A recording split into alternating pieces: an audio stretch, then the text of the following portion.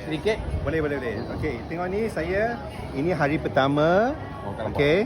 Okey. Hari pertama. Ada okey. Dan ini hari ke-14. Okey. Lepas 2 minggu lah kan. Tengok ni glowing semua. Lebih firm semua, naik semua. So ini kalau dari mata kasar mungkin tak berapa nampak, tapi memang ada ramai orang yang kata muka saya lebih glowing. Dan saya sendiri perasan bila saya cuci muka kan, rasa macam lebih lembut. Macam tak kering keras macam dulu lah.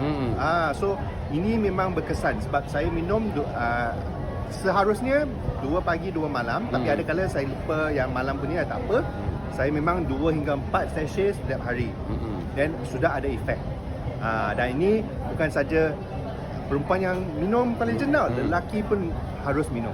Yes, memang berkesan, memang bagus.